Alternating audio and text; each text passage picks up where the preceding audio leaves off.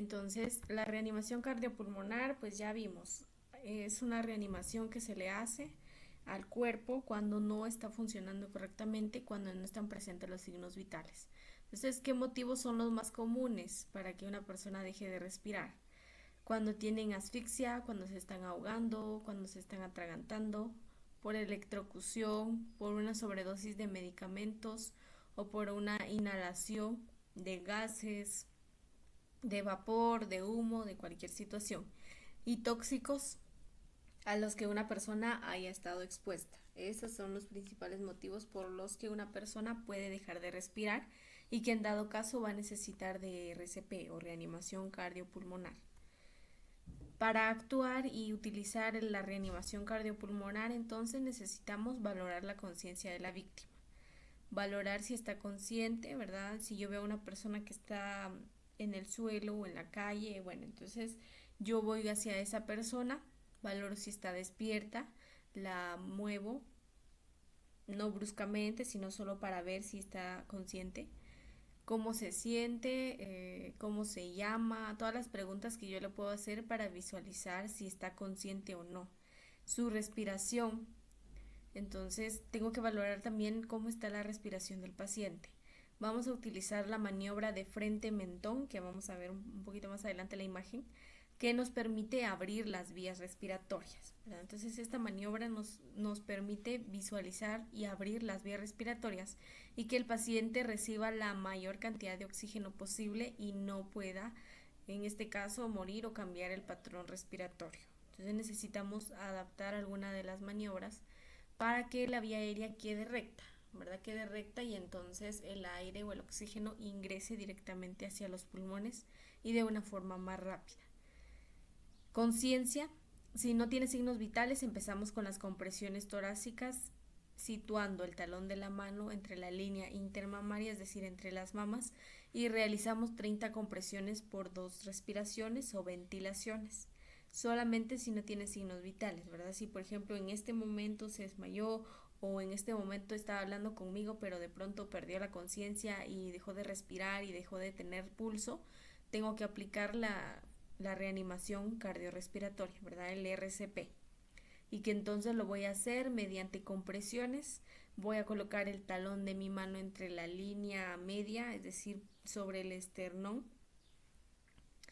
para entonces realizar este RCP, que consiste en 30 compresiones, ¿verdad? Dar 30 compresiones y 2 ventilaciones o respiraciones, que sería boca a boca. ¿Verdad? Entonces son 30 y luego 2 ventilaciones, 30 y 2 ventilaciones, y así por 5 ciclos, es decir, 5 veces tengo que repetir yo esta actuación. En caso de que estemos solos, se hace 1 minuto de RCP. Pedimos ayuda y seguimos con la maniobra, ¿verdad? Si por ejemplo no hay nadie más y solo estoy yo, entonces yo brindo el RCP, si yo inicio, doy 1 minuto completo de RCP y luego me detengo para pedir ayuda, para llamar a una ambulancia, para llamar a algún servicio de salud, lo que sea. Y continúo dando la maniobra de RCP. Entonces, ¿cómo vamos a brindar el RCP? Ustedes ya investigaron, ¿verdad? Entonces, eso lo estamos reforzando. Tengo que comprobar la conciencia.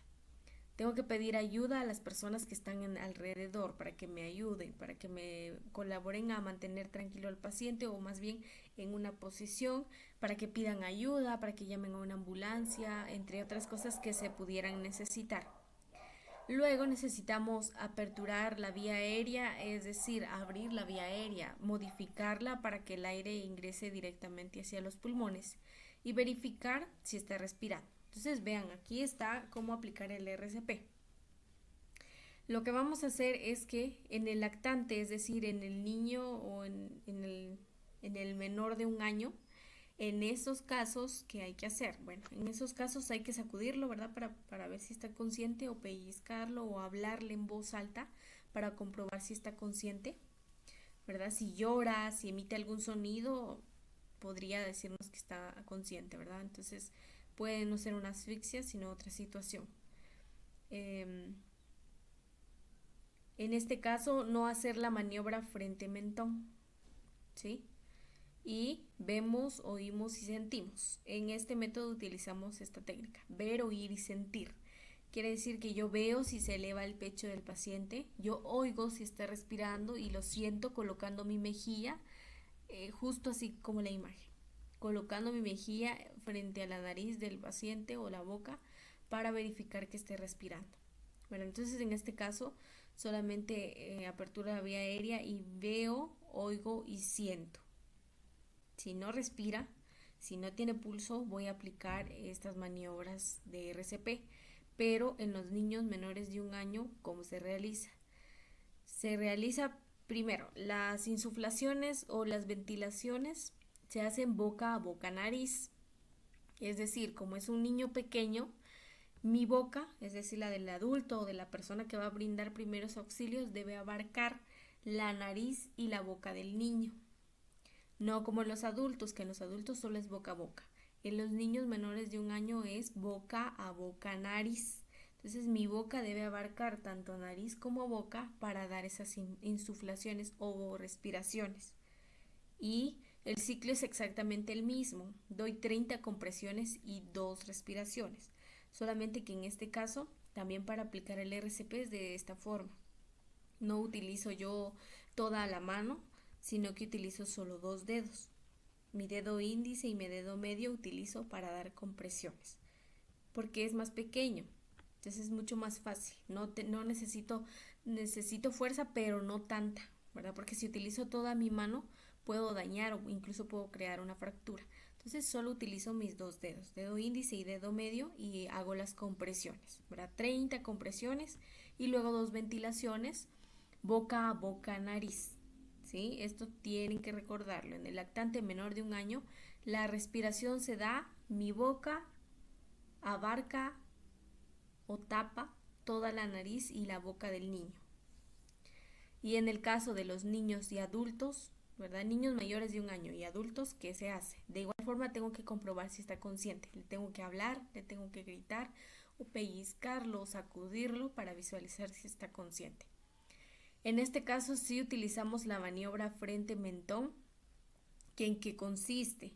Yo con una de mis manos hago la cabeza del paciente hacia atrás y con la otra levanto la mandíbula, ¿sí? ¿Y qué es lo que hago entonces? Es colocar en vía recta la vía aérea, para que entonces ingrese fácilmente el oxígeno, ¿sí? Entonces en este caso sí utilizo la maniobra frente-mentón y de igual forma veo, oigo y siento. Veo si está respirando, oigo y siento si está respirando, ¿sí? Si no está respirando, necesito aplicar RCP. ¿Cómo? Bueno, necesito de igual forma dar 30 compresiones y 2 ventilaciones, solo que en este caso pues ya solo es de boca a boca, ¿verdad? Ya no abarco yo la nariz y la boca del niño, sino solo boca a boca, y de esta forma yo doy las respiraciones, ¿sí? Entonces, ustedes ya habían hecho una investigación, ¿verdad? Entonces ahora vamos a ver el atragantamiento o la asfixia. El atragantamiento, la asfixia, es cuando ya hay una obstrucción en la vía aérea, en la garganta, ya sea por un cuerpo extraño, por un objeto, puede ser comida, no sé, en los niños pequeños pueden ser piedras, maíz, cualquier objeto que puedan introducir a su boca y que entonces le esté provocando asfixia, comprometiendo la vida, dependiendo de a qué nivel quedó trabada u obstruida la vía. De esa forma está en más riesgo de morir si yo no actúo rápido. Entonces hay 2 tipos de atragantamiento. Está el incompleto, Sí, que licenciada. en este caso hay un dolor de garganta, tos, hay ruidos al respirar y dificultad para hablar. Está incompleto porque todavía puede emitir sonidos, todavía hace ruidos, todavía puede toser. Es incompleto, quiere decir que sí, está el objeto ahí, pero por ejemplo hay posibilidad de que se esté resbalando, ¿verdad? O que esté pasando y entonces no está bloqueando el paso del aire, no está bloqueando totalmente, por eso es incompleto, porque el paciente todavía emite sonidos o tose o se agarra la garganta o tiene todavía posibilidad de hablar un poquito porque es incompleto. A diferencia del completo, perdón, que ahí sí, no tiene posibilidad de respirar, se pone pálido, se pone también cianótico, es decir, se pone azul, la coloración de la piel se vuelve azul porque no le está llegando oxígeno, porque está bloqueada la vía aérea. Agitación y pérdida de conciencia, ¿verdad? Entonces hay dos tipos de atragantamiento, incompleto y completo, dependiendo de qué tanto obstruyó la vía el objeto. Puede ser cualquier objeto, puede ser comida, puede ser un juguete, cualquier objeto que pueda haber sido introducido en el interior de la garganta y que puede ser incompleto o completo, ¿verdad? Pero cómo lo vamos a diferenciar es bastante sencillo, ¿verdad? Es incompleto porque el paciente todavía tose, por ejemplo, cuando se ahogan con comida. La mayoría de veces es un atragantamiento incompleto porque regularmente no son trozos grandes, número uno. Y número dos, el paciente todavía puede toser y eso es lo que hace que vaya bajando el alimento o que pueda sacar. Entonces ahí es incompleto, porque todavía sí está costándole respirar, pero sí puede todavía. En cambio en el incompleto ya no. En el incompleto está bloqueando ese objeto la cavidad oral y ya no puede respirar, se está poniendo pálido, se está poniendo azul, está incluso perdió la conciencia, ¿verdad? Entonces esas son las dos diferencias de atragantamiento. Ahora, ¿qué vamos a hacer ante una obstrucción incompleta o ante un atragantamiento incompleto? En los lactantes, es decir, en los niños menores de un año, vamos a colocar al bebé o al niño sobre el antebrazo, ¿verdad? Así como ustedes veían en esta imagen. Bueno, realmente sería en todo el antebrazo, ¿verdad? Les voy a mostrar más adelante. Entonces lo coloca sobre el antebrazo, pero la cara hacia abajo, ¿sí? Y entonces, como está en mi antebrazo, yo hago que mi mano baje un poquito para que la cabeza quede más baja que todo su cuerpo. Con la otra mano entonces, porque sería en este caso, con mi mano izquierda, yo en mi mano izquierda coloco al niño. Y con mi otra mano voy a hacer 5 golpes interescapulares. ¿Sí? 5 golpes interescapulares. Si no funciona, le doy vuelta al niño y realizo 5 compresiones torácicas con mis 2 dedos, ¿verdad? Es decir, yo coloco al niño aquí en mi antebrazo. Lo coloco con la cabeza hacia abajo, con la cara hacia abajo. Voy a dar 5 golpes, no fuertes, no tengo que lesionar tampoco al paciente, pero sí que sean lo suficientemente fuertes para extraer el objeto, ¿sí? Entonces doy 5 golpes, ¿verdad? Incluso no son golpes en un solo lugar, sino que es como si usted estuviera deslizando. Entonces da 5 golpes y si no funciona, si no respira o más bien si no saca el objeto, le doy vuelta al niño y le doy 5 compresiones con mis 2 dedos, porque recuerda que es en menores de un año. Entonces le doy 5 compresiones con mis dedos. En niños y en adultos, primero lo tengo que animar a toser, ¿verdad? Porque como es incompleta, todavía tiene posibilidad. Entonces yo le digo que siga tosiendo, que siga tosiendo. Y si no sale el cuerpo extraño, inclino a la víctima o la hago hacia adelante y le doy 5 golpes interescapulares. Y después utilizo la maniobra de Heimlich. Y entre cada maniobra que yo haga se mira la boca de la víctima por si acaso se encuentra el cuerpo extraño. También ahorita vamos a ver cómo hacer la maniobra de Heimlich. Pero entonces esa es la diferencia, ¿verdad? En los niños por supuesto que yo tengo que tener mucho cuidado de no lesionarnos, por eso los golpes no deben ser tan fuertes, pero sí lo suficientemente como para extraer el objeto. Esto es cuando es incompleta, ¿verdad? Cuando todavía llora, tose, cuando todavía tiene respuesta, ¿sí? En los lactantes y en los niños o adultos, ¿verdad? Entonces si está tosiendo el niño o el adulto, yo hago que tosa. Yo le pido que siga tosiendo y que siga tosiendo. Y si no sale el cuerpo extraño, entonces ya, inclino a la persona, ¿verdad? La paro, la inclino hacia adelante y le doy 5 golpes interescapulares, así como en el niño pequeño. Y después utilizo la maniobra de Heimlich, solo si no salió el cuerpo extraño, ¿verdad? Pero cada vez que yo dé los golpes o cada vez que yo haga compresiones o cada vez que yo haga maniobra de Heimlich, tengo que revisar si no ha salido el objeto, ¿verdad? Porque ese es el objetivo, que salga el objeto. Ahora, en el caso de una obstrucción completa, que ahí sí está tapando toda la vía, ya no puede respirar, ya no puede emitir ningún sonido y se está poniendo azul o incluso perdió la conciencia.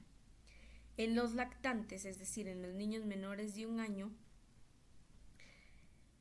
se utilizan 5 golpes y después 5 compresiones. Es la misma técnica que en una obstrucción incompleta, ¿verdad? 5 golpes en la espalda y 5 compresiones, ¿verdad? 5 compresiones en el tórax. Es exactamente lo mismo que usted ve acá, ¿verdad? Es lo mismo. Ahora en los niños y adultos, pues igual, si está inconsciente, hago los 5 golpes en la espalda y las 5 maniobras de Heimlich. 5 maniobras de Heimlich. Es decir, lo repito 5 veces. Y entonces, si está inconsciente, se le harán directamente las compresiones torácicas, ¿verdad? En este caso ya aplicamos RCP, porque ya está inconsciente. Entonces, doy los 5 golpes, pero también hago las 5 maniobras de Heimlich. Si no responde, tengo que hacer RCP, ¿verdad? Porque está inconsciente y se puede morir porque el objeto sigue ahí. Ese es el problema con la completa, ¿verdad? Porque no responde, porque está inconsciente, entonces no puede toser o no puede decir ya salió el objeto, por ejemplo. Entonces sí, tengo que mantener estable al paciente, tengo que darle los golpes en la espalda, las 5 maniobras de Heimlich. Si no sale el objeto, bueno, entonces tengo que dar RCP para recuperar al paciente, ¿verdad? Hasta que responda. Entonces vamos a ver ahorita las hemorragias y shock, ¿verdad? Ya vimos esto, pero solo es para recordar. ¿Se acuerdan que habíamos visto las hemorragias, verdad? Entonces hay tipos de hemorragias. Están las hemorragias externas, que es cuando se rompe un vaso sanguíneo y entonces sale la sangre del mismo, ¿verdad? Porque evidentemente cuando hay una ruptura va a salir sangre. Entonces esa es una hemorragia externa. Ahora, hay 3 tipos de hemorragia. Están las hemorragias arteriales, venosas y capilares. ¿Se acuerdan que ya habíamos visto también? Y en su guía se los dejé también. Entonces, recuerden que la arterial pues es una salida intermitente, es decir, no para. Sale y sale y la característica es que sale a chorro. No sale por poquito, sino que sale a chorro. Y es una sangre rojo brillante, la arterial. Y es difícil de detener. Entonces necesitamos presionar, hacer una presión fuerte para que se detenga y buscar ayuda pronta. En la venosa, pues sí, también es una hemorragia, pero es una salida continua, ¿verdad? Es una salida de sangre. Es de rojo oscuro, pero se puede detener mucho más fácil, ¿verdad? No es tan grande, no se pierde mucha, es decir, sí se pierde cantidad de sangre, pero no tanta como en la arterial. Y la capilar, ¿verdad? Que es la menos peligrosa, que entonces es una salida de sangre en poca cantidad. En este caso son como la de las heridas, ¿verdad? Cuando usted se corta, cuando usted se raspa, esa es la capilar, ¿verdad? Porque son vasitos más pequeñitos y son los que se rompen y por eso provocan esas pequeñitas hemorragias, ¿verdad? Por esas son las diferencias. Y usted lo ve en la imagen también, capilar, venosa y la arterial, que la arterial es más peligrosa y mucha más pérdida de sangre y sale a chorro. Y las características del color también, eso va cambiando. Entonces es lo que decíamos, ¿verdad? Las arteriales es la sangre de un color rojo vivo, se expulsa a presión, ¿verdad? Entonces coincide con los latidos, es decir, es como si estuviera latiendo, pero la sangre, ¿verdad? Entonces sale. Es la más peligrosa, hay mucha pérdida de esta sangre. Y la venosa, que tiene un color rojo oscuro, sale de forma continua, pero es menos peligrosa y se puede detener mucho más fácil. Y los capilares, que es la más frecuente e incluso se detiene sola, ¿verdad? No es necesario aplicar presión, sino que se detiene sola. Son puntitos en la piel como una rosadura, una raspadura, una herida, algo muy superficial, ¿verdad? Que es normal y que se detiene por sí solo. Ahora, ¿cómo manejarlo o qué primeros auxilios aplicar? Si tenemos a la mano, colocarnos guantes. Si no, hay que lavárnosla. Hay que buscar la manera de lavarnos las manos. ¿Qué otra cosa? Necesitamos un apósito, una gasa, un trapo limpio, estéril si se pudiera. Pero si por ejemplo está en la calle, por supuesto que no va a tener un objeto estéril. Entonces un trapo pero que esté limpio. Entonces, eh, aunque el apósito o aunque el trapo ya se haya llenado de sangre, no se debe quitar. Solo pongo otro encima, ¿sí? No quito ese y pongo el otro, no, porque entonces va a seguir saliendo la sangre. Entonces, ¿qué hago? Ya hay un apósito ahí, ya se llenó, está empapado de sangre, solo coloco otro sobre, no quito el otro, ¿verdad? Para detener y seguir haciendo esa presión. Entonces tengo que hacer una presión así fuerte, fuerte. Y hablábamos de los guantes porque recuerde que mediante la sangre se pueden transmitir una cantidad de enfermedades, ¿verdad? Y si por ejemplo yo tengo una herida abierta, puedo transmitir cualquier enfermedad. Pero como le digo, si usted está en la calle es poco probable que usted tenga guantes, pero sí tener el menos contacto posible con la sangre, ¿verdad? O por lo menos evaluarse después de haber tenido contacto. Entonces me puso guantes, tengo que hacer una presión fuerte, fuerte en el lugar, con los apósitos, con el trapo, con lo que yo tenga, siempre y cuando esté limpio. Y si continúa sangrando, levanto el miembro. Cuando hablamos de miembro me refiero a brazos o piernas. Si digo miembros superiores son los brazos, si digo miembros inferiores son las piernas. Entonces si continúa sangrando, elevo el miembro y sigo presionando, ¿verdad? Porque entonces así va un retorno de la sangre y ya no se acumula ahí. ¿Verdad? Entonces si es en el brazo, levanto el brazo, pero sigo haciendo presión. Nunca dejo de presionar. Si continúa, tengo que comprimir el punto arterial. Entonces tengo que comprimir directamente la arteria, ya no donde está saliendo la sangre, sino donde está la arteria. Es decir, estoy haciendo presión, no se detiene, levanto el brazo o el miembro afectado. Todavía no se detiene, tengo que comprimir o apretar la arteria de donde está saliendo para que disminuya. Si deja de sangrar, puedo colocar una venda, pero que no esté muy apretada, ¿verdad? Que no tape ni corte la circulación y siempre debo comprobar cómo está el pulso, ¿verdad? Entonces puedo colocar gasitas y luego vendarlo, ¿verdad? Colocar una venda. Si ya disminuyó, si ya no hay hemorragia, ¿verdad? Si no hay hemorragia ya puedo colocar una venda, pero que no esté tan apretada, en lo que lo llevan a un servicio de salud, ¿verdad? Si no se detiene, es decir, si no se detuvo ni con la compresión, ni levantando, ni apretando en la arteria, puedo colocar un torniquete, pero tengo que soltarlo cada 15 o 20 minutos y se vuelve a comprimir. Es decir, no se detuvo, bueno, entonces coloco un torniquete, ¿verdad? Con un cincho, con un trapo, con lo que yo tenga, coloco un torniquete, perdón, coloco el torniquete, pero lo tengo que soltar a cada 15 o 20 minutos. Entonces, cuando yo aplico un torniquete no puedo mantenerlo mucho tiempo porque entonces voy a disminuir el riego sanguíneo y se puede perder el miembro afectado, lo que no queremos, ¿verdad? Entonces, sí puedo utilizar los torniquetes, pero siempre con precaución. Entonces, si yo aplico un torniquete, debo estar segura que ya casi viene la ayuda. Y si no viene, tengo que soltarlo a cada 15 o 20 minutos. Suelto el torniquete y comprimo o presiono con el apósito, ¿verdad? Hasta que se detenga. Y sigo el mismo ciclo, ¿verdad? Con el apósito, si no levanto el miembro, si no comprimo la arteria y si no funciona el torniquete. Pero siempre debo soltarlo cada 15 o 20 minutos para evitar también alguna complicación. Para que sí, queremos ayudarlo, pero tampoco complicar cómo está. Entonces siempre hay que tener precaución al aplicarlo. Eso es en las hemorragias externas, ¿verdad? Es una hemorragia que usted puede ver a simple vista y que usted está viendo que está sangrando.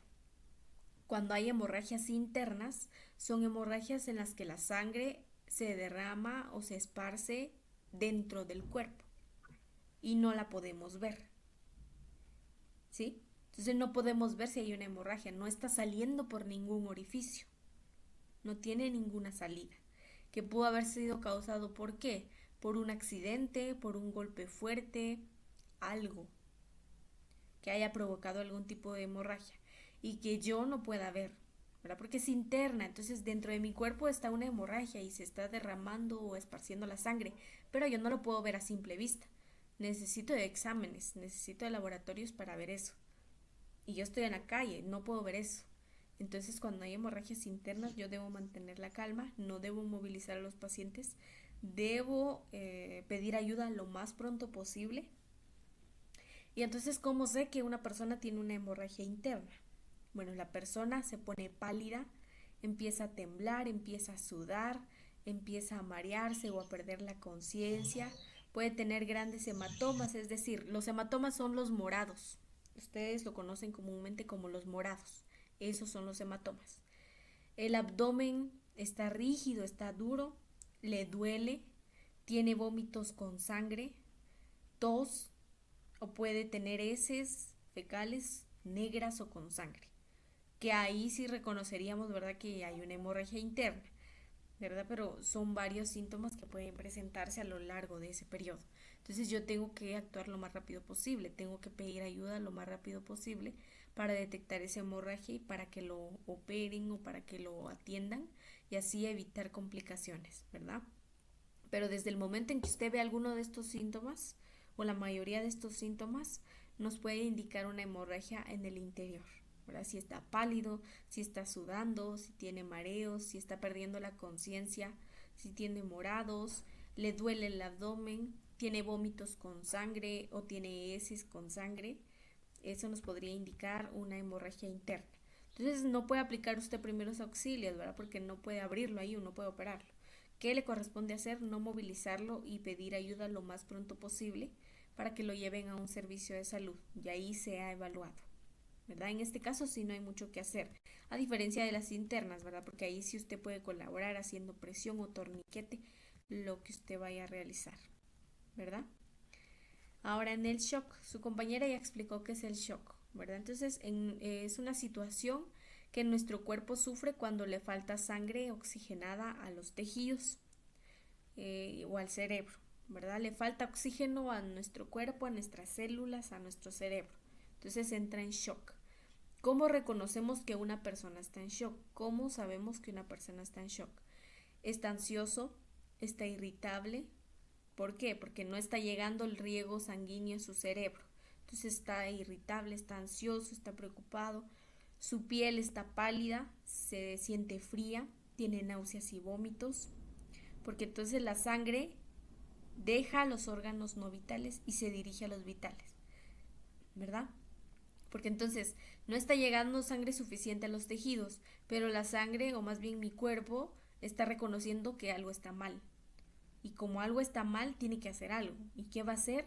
Llevar toda esa sangre a los órganos vitales, al corazón, que es el órgano vital. Entonces toda la sangre va directamente hacia allá y entonces el resto de órganos se está quedando sin sangre.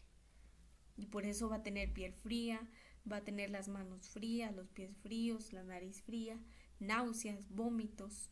Puede tener también aumento en sus latidos cardíacos o una respiración muy rápida. ¿Por qué? Porque entonces el cuerpo lo produce para bombear y oxigenar más sangre. Bueno, entonces el cuerpo está reaccionando, necesita trabajar más rápido.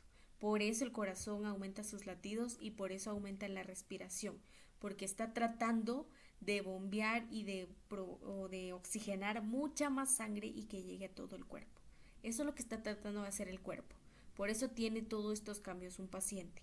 Por eso le aumentan los latidos, por eso aumenta su respiración, por eso tiene piel fría, náuseas y vómitos, ansiedad, irritabilidad, porque el cuerpo está buscando la forma de llevar sangre oxigenada a todo el cuerpo lo más rápido posible.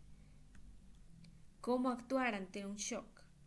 La valoración inicial, visualizar cómo está su estado de conciencia, su patrón respiratorio, sus latidos cardíacos, sus signos vitales en general, cómo se encuentra.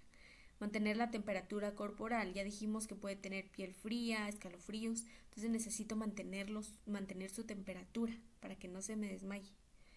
Entonces, ¿qué hacemos? Colocarle mantas térmicas, colocarle algún poncho, algo para cubrirlo en lo que llega la ayuda. Y la posición estándar que su compañera ya explicó. Esa posición se llama Trendelenburg y es elevar ligeramente las piernas, ¿verdad? Entonces las piernas quedan hacia arriba, quedan más arriba que la cabeza. ¿Para qué? Para que entonces el riego sanguíneo llegue hacia el cerebro, que es el primer órgano en donde no está llegando y por eso se producen estos síntomas. Esa es la posición que se adopta, ¿verdad?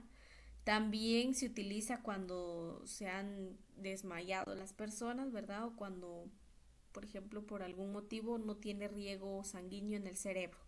Esto es lo mismo que se aplica, ¿verdad? Entonces, en el shock su compañera ya explicó que hay una cantidad de tipos de shock, ¿verdad? Está el shock a nivel de corazón, está el shock por alergias, está el shock por hemorragia, ¿verdad? Cuando una persona tiene hemorragia puede, es decir, cuando tuvo mucha pérdida de sangre puede entrar en shock, porque entonces perdió tanta sangre que ya no está llegando a todos los órganos.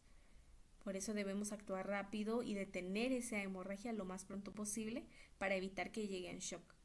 Y con las alergias y otro tipo de shock, pues sería llevarlo rápidamente a un servicio hospitalario, ¿verdad? Manteniéndolo caliente, manteniéndolo consciente y elevando sus piernas para que el riego sanguíneo llegue directamente hacia el cerebro. Eso es lo que tenemos que lograr. Ahora veamos las quemaduras. Dijimos que las quemaduras pueden ser por congelación, por calor, por alguna sustancia química o por electricidad. Siempre hay que ver el grado en el que se quemó y la extensión, es decir, cuánta parte del cuerpo se quemó. Entonces se clasifica en primero, segundo y tercer grado. Las de primer grado son superficiales, es decir, solo atacan o queman la primera capa de la piel. Son dolorosas, pero se curan con descamación, es decir, queda la quemadura, se descama, ¿verdad? Como si cambiara de piel y así se cura la quemadura. Pero entonces en esos casos, o su compañera ya explicó que los primeros auxilios a aplicar es colocar agua, ¿verdad? Dejar correr agua para disminuir el calor, ¿verdad? Y entonces podríamos aplicar a cualquier otro objeto, ¿verdad? Ya sea natural, un medicamento, pomada, para recuperarlo, ¿verdad? Pero en el primer grado no es tan complicado, ¿verdad? Son quemaduras que usted normalmente tiene, ¿verdad? Porque se quemó con una olla, algo, ¿verdad? Pero no es tan profundo ni fue una quemadura tan grande, ¿verdad? Es algo directamente sobre su piel. A diferencia de las de segundo grado, que son más profundas, tienen ampollas muy dolorosas, y en las de tercer grado, que son más graves, tan graves que afectan incluso hasta nervios. Y por eso no va a tener dolor la persona, porque afectó hasta nervios y no tiene dolor. Y necrosis, es decir, la muerte del tejido, que sería de esta forma, ¿sí? Entonces recuerde que la piel tiene tres capas: epidermis, dermis e hipodermis. Entonces veamos, en el primer grado es lo que decíamos, afecta solamente la primera capa, ¿verdad? Solo la epidermis. Entonces es superficial, es una quemadura normal por el sol, porque agarró una olla caliente, es algo superficial, no le provocó más daño.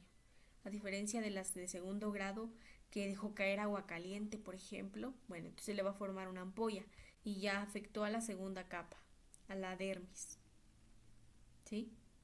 Ya afectó a la segunda capa. Ya afectó epidermis, pero también dermis ya es profunda y tiene una ampolla. Y las de tercer grado, que entonces son las más graves, que comprometen a todo el tejido. Comprometen la epidermis, la dermis, el tejido subcutáneo e incluso las terminaciones nerviosas, que es lo que decíamos. Entonces, como compromete las terminaciones nerviosas, el paciente ya no siente dolor, porque ya no tiene esa sensación, porque quemó o dañó a nivel de los nervios. Esas son los tres tipos de quemaduras, ¿verdad? Que se dan en algunos casos y que entonces van cambiando según su gravedad. Según su gravedad también van cambiando qué tanto dañan la piel y cuánto tiempo requieren de recuperación, ¿verdad? Pero yo quiero que hagan esa diferencia bastante importante. Las de primer grado solo son superficiales. Las de segundo grado ya son más profundas y provocan ampollas dolorosas. Y las de tercer grado son mucho más profundas, afectan a las tres capas de la piel e incluso a los nervios, lo que provoca que no haya dolor y que incluso muera el tejido, la piel. Entonces dijimos que valoramos el grado, ese es el grado, primero, segundo y tercer grado, pero también la extensión, es decir, cuánto del cuerpo se vio afectado. Que en este caso vamos a visualizar esto, la palma de la mano, es decir, sin los dedos, la palma de la mano de la víctima es un 1% de su cuerpo, ¿sí? Este método lo utilizamos para evaluar a cuánto equivale mi cuerpo o cuánto porcentaje me quemó de mi cuerpo, ¿sí? ¿Cuánto porcentaje tengo? Entonces hablábamos, la palma de la mano sin mis dedos, solo la palma es un 1% de mi cuerpo, ¿sí? Entonces es la regla de los 9 que se acuerdan que habíamos mencionado, que entonces medimos la superficie del cuerpo con un 9% o que sean múltiplos de 9. Entonces cada parte del cuerpo tiene múltiplos de 9 o equivale al 9%, excepto los genitales y las palmas de las manos que son un 1%. Solo esas partes equivalen a un 1%. Entonces veamos. Por ejemplo, la cabeza equivale a un 9%, es decir, la cara 4.5 y la parte de atrás 4.5. Del tronco, la parte anterior 18% y la parte posterior 18%. La parte de enfrente 18 y la parte de atrás o la espalda 18, que equivale a un 36%. ¿Sí?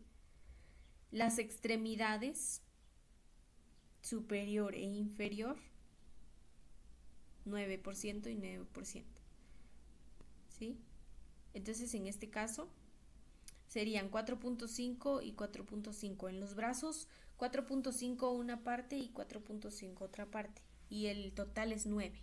Entonces cada brazo equivale a 9%. Y los miembros inferiores equivalen a 9, pero 9 en la parte de atrás y 9 en la parte de adelante. Quiere decir 18. ¿Sí? Entonces, y el perine, ¿verdad? Que es el área genital o los órganos genitales, que equivale a un 1%, que ustedes ven acá. 1%, al igual que la palma de la mano, 1%. Entonces, de acuerdo a esto, nosotros vamos calculando cuánta superficie del cuerpo se quemó según el área. Entonces, veamos. Ya vimos, ¿verdad? Lo de los tipos de quemadura. Ya vimos grado 1, grado 2 y grado 3. Y entonces, por ejemplo, el grado 1 es en la epidermis, es dolorosa, sí, puede estar inflamada, pero se curan en unos días. En las de grado 2 afectan la epidermis y dermis, son dolorosas, tienen ampollas y duran en cicatrizar de 10 a 21 días. Y las de grado 3 afectan órganos y tejidos y nervios, no tienen dolor, tienen escaras, ¿verdad? Y la cicatrización dura semanas o incluso meses. Y esto es lo que les decía, ¿verdad? Lo de la regla de los 9. Entonces, esta es la regla de los 9 la regla de los 9 de Wallace. ¿Qué es lo que les decía? Cada parte de mi cuerpo tiene un porcentaje. Y esto es lo que yo debo conocer, ¿verdad? Para saber, ahorita vamos a ver la fórmula, ¿verdad? Pero la fórmula la utilizamos para saber cuánto hay que reponer de líquido. ¿Sí? Las primeras 24 horas después de una quemadura, especialmente si son quemaduras graves o de tercer grado o de segundo grado y en varias partes del cuerpo. Entonces yo necesito reponer esos líquidos que el paciente está perdiendo por las quemaduras. ¿Por qué? Porque cuando tiene una quemadura va a tener fiebre, va a perder líquidos, va a haber supuración, entonces está perdiendo líquidos. Yo necesito reponerlos y por eso debo saber a cuánto equivale. Entonces la superficie corporal quemada, ¿verdad? Que es lo que decíamos. La cara equivale a un 4.5%, al igual que la parte de atrás de la cabeza, 4.5%. De los brazos equivale a 9 todo el brazo, parte de adelante y parte de atrás. Y por aparte es 4.5 y 4.5. Así como usted ve acá, 4.5 y 4.5. De la espalda igual, 18% en la parte de enfrente y la parte de atrás, 18% incluyendo los glúteos. Y los miembros inferiores, que entonces serían 9% y 9%, 9% adelante y 9% atrás, que sería 18%. Esa es la superficie corporal quemada. Y entonces utilizamos también la fórmula de Parkland, que nos sirve para reponer los líquidos en 24 horas, cuando es una superficie corporal quemada muy grande. Es decir, que la quemadura no solo fue en una área, sino que fue en varias partes del cuerpo, o que fueron muy profundas. Pudo haber sido solo en una parte del cuerpo, pero que es una herida, una quemadura de tercer grado. En ese caso yo necesito reponer líquidos. ¿Cómo lo voy a hacer? Tengo esta fórmula. 4 ml, que es una constante. Esa nunca va a cambiar, siempre va a estar en mi fórmula. 4 ml por el peso del paciente en kilogramos, por la superficie corporal quemada. Superficie corporal quemada. ¿Sí? Entonces, eso me sirve para calcular cuánto tengo que reponer de líquidos en 24 horas. Entonces, por ejemplo, y tengan usted a la mano su lapicero y su cuaderno para realizar este ejercicio.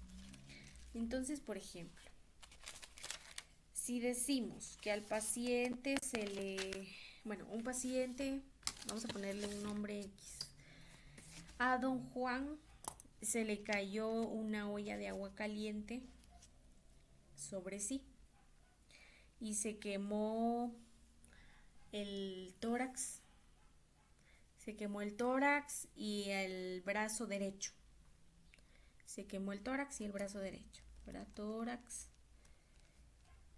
y brazo derecho o miembro superior derecho. Hay que aprender a manejar esos términos médicos, ¿verdad?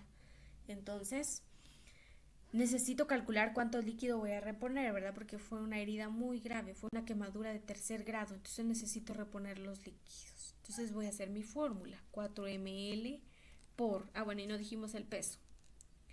Pesa 125 libras, 125 libras, eso pesa. ¿Alguien sabe cómo pasar libras a kilogramos? Sí, ¿Cómo? 125 dividida entre 2.5, 2.2. ¿Cuánto sale? ¿Cuánto sale 125 dividido 2.2? Ahorita, licenciado. Entonces, para los que no sabían, así hacemos para cambiar o para pasar de libras a kilogramos, ¿verdad? Tenemos, 56.8. entonces tenemos nuestras, 56.8. sí, muy bien. Entonces tenemos nuestras libras, ¿verdad? Y si yo quiero pasarlo a kilogramos, solo lo divido en 2.2, ¿sí? Entonces 125 dividido 2.2 nos da 56.81. Lo aproximamos que sería 57. Ese es el peso en kilogramos. Pesa 57 kilogramos. Entonces mi fórmula dice 4 ml, esa nunca cambia, siempre va a estar el número 4 ml por 57 kilogramos que pesa mi paciente por la superficie corporal quemada. Si dijimos que se quemó tórax y el brazo derecho, ¿cuánto es?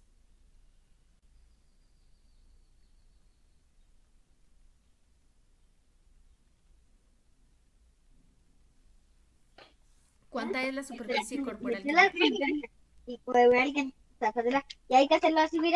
Del tórax sería 36 y del brazo sería 18.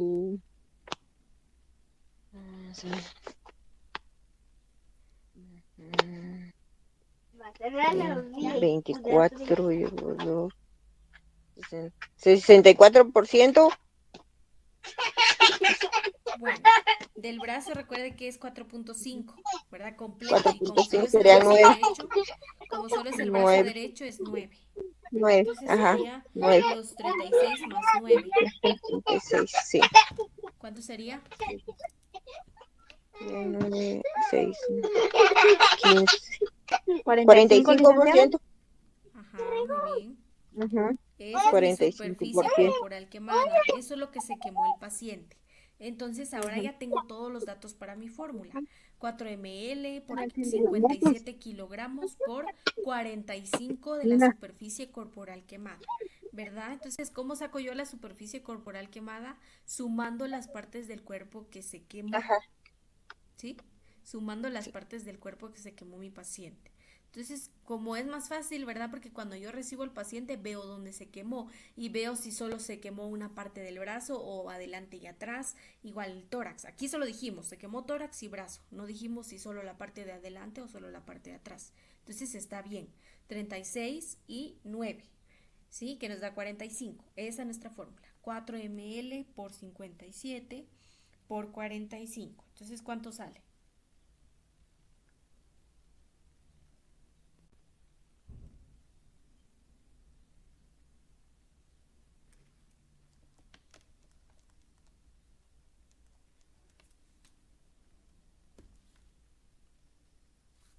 ¿Cuánto sale?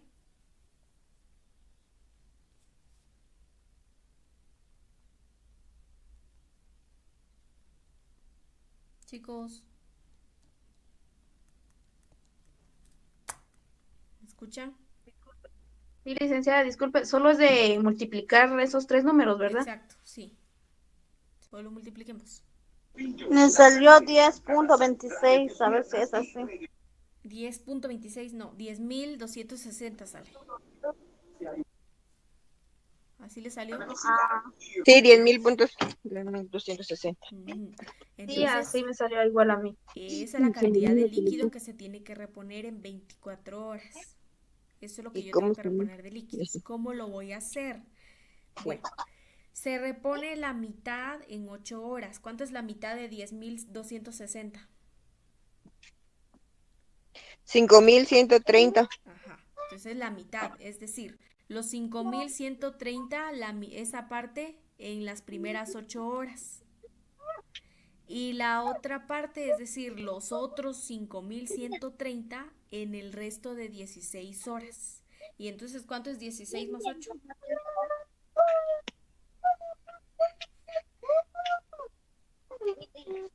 24. 24. 24. Cumplo las 24 horas, ¿sí? Entonces necesito administrar 5.130 las primeras 8 horas, desde que ingresa el paciente las primeras 8 horas. Después de esas 8 horas aplico la otra mitad, pero para 16 horas. Los 5.130 me tienen que durar 16 horas. Que eso ya lo vamos a ver, ¿verdad? Cuando veamos el goteo, que ahí tendríamos que calcular el goteo para que nos dure 16 horas. Pero eso es lo que yo quiero que sepan, que cuando yo ya tengo mi resultado, lo tengo que dividir, porque la mitad la coloco las primeras 8 horas y la otra mitad las otras 16 horas, para cumplir 24 horas de reponer líquidos. ¿Estamos? ¿Quedó claro? Sí, licenciada. Sí, licenciada. ¿Está claro, chicos? Sí. Bueno, entonces si está claro, van a hacer un ejercicio, a ver si es cierto que les quedó claro. Dile que se nos Entonces, da otro ejemplo. sí, sí es lo que les iba